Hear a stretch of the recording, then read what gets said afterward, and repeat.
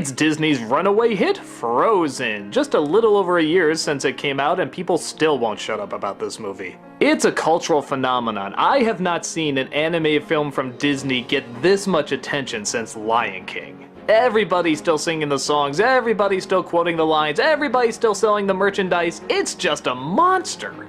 Like probably most of you, I kind of agree it's all over the place and most likely overplayed. But, I'm not gonna lie, I'm one of those people that loves it just as much as anyone else. The story is about two princesses named Elsa and Anna. Elsa has a curse where she can control the cold. She can make it snow, shoot ice beams, create snowmen, all sorts of craziness. But one night as a little kid, she accidentally almost kills her sister. Her mom and dad take them to a group of rock gnomes who say that they can save her, but they have to keep the power a secret. So they erase Anna's memory and decide that it's best to keep them as far apart as possible, in hopes that her power won't hurt her anymore. Years go by, and after the parents tragically die, the two of them grow up into polar opposites. Elsa, not surprisingly, is an awkward introvert, and Anna is a social butterfly ready to open up to anybody. On the day of Elsa's coronation as queen, Anna accidentally reveals Elsa's powers to everybody, causing Elsa to run away and leave the entire kingdom in ice. So it's up to Anna to find her sister and convince her to come back and stop all this winter. Along her way, she comes across a climber named Kristoff, a magical snowman named Olaf, and all sorts of crazy adventures trying to not only save the kingdom, but her sister as well. There are so many things to talk about with this movie, it's hard to know where to even start. Probably the thing I'm impressed with most is their ability to break certain cliches while still holding true to others that make Disney so popular. But they do it in a way that's not so obvious. It feels very natural in the way they set up these characters. I thought back to films like Enchanted where they just hammered the lesson in that they're going against these Disney cliches, and here it just felt like it was part of a story they would tell even if it wasn't Disney related. Because it ties into what's going on nowadays and will continue to happen in the future. For example, there is still a romance that blooms in only a few days, but they also mock the fact that she's going to marry somebody that she just met, which of course is a big criticism of female leads in the past. But this also makes sense for the character. She has been shut away for so long that she would just give herself to anybody. It's a new experience and she would be excited, but this movie is showing the dangers of it. In fact, originally, I was kinda against the idea that there was sort of a last-minute villain thrown in, but without giving away too much, this once again shows a really good lesson.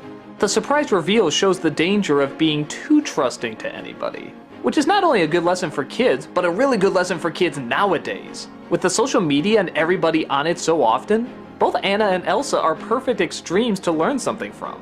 Elsa is an introvert who wants to stay away from people, much like how some people can just be glued to their computers and phones and not go outside that much. People need to know how to socially interact if they're going to survive. But Anna has the opposite problem. If you reveal too much about yourself and will just give your heart to anybody, again, like a lot of people on the social media do, there can be a downside to that as well.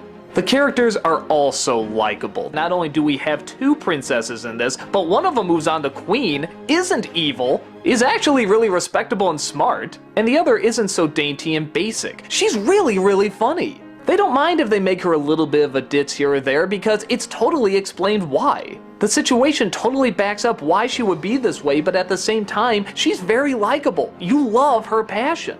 And there is something so nice knowing that the majority of the humor that comes from this movie comes from the main characters and not all just in comic relief. The main characters can be funny and goofy. But with that said, even the obvious comic relief they do bring in isn't really that bad. I don't think Olaf is a hilarious character, but I got a laugh out of him once in a while, and he wasn't annoying. Where most Disney sidekicks get a lot of their humor from yelling and being loud, this one actually whispers a lot of his jokes. I haven't really seen that in a Disney fairy tale, and it's actually really effective and funny.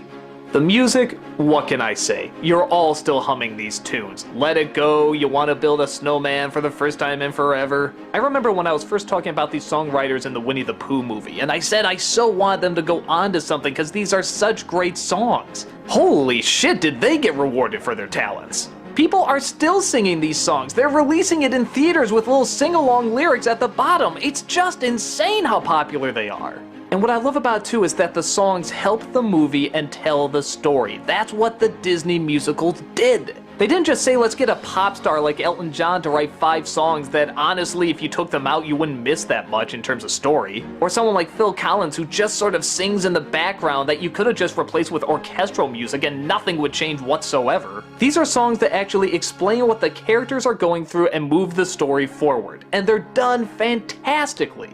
I know I did a Nostalgia Critic video criticizing the fact that it's played all over the place, and yeah, it is. I'm not gonna act like it isn't. We are overplaying it. I'm sure it's driving most people insane.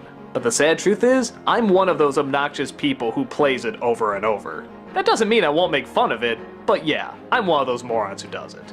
But to be fair, I only listen to it in my car, without any kids to play it for. Actually, this is sounding really pathetic, but I don't care! I love the music that much! The film is also gorgeous looking. I could almost see people whipping this out around every Christmas. Look at the way they shoot winter, look at the colors, look at the angles, look at the landscapes.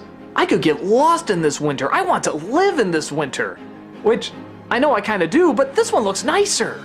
If I did have a problem with anything, I would say that the backstory is really rushed. I know for some people those elements can really turn them off, as I've heard their major criticisms like why they did do this to the 2 little girls and shouldn't have grown them up this way and so on and so forth. And I get it, it is kind of a plot hole and in the development of our main characters that sort of causes all this. But personally I give it a little bit of a leeway because I say that's kind of the fairy tale element. Sort of like how is Luke Skywalker firing 1 torpedo gonna blow up the entire Death Star? Or how is it the Joker took down the Batplane with 1 bullet from his gun? It's one of those creative liberties that, for me, is worth going through to get to the best parts of the story.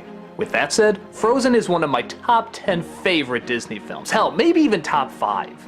It brought me right back into that feeling that I was seeing something big and grand and Disney.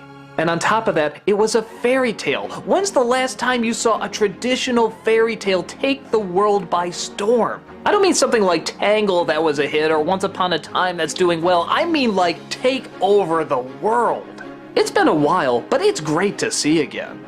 And yeah, like I said, it is probably being exploited a little too much and all over the place. But hell, I'd much rather have kids and adults rewatch this than say Transformers or Twilight.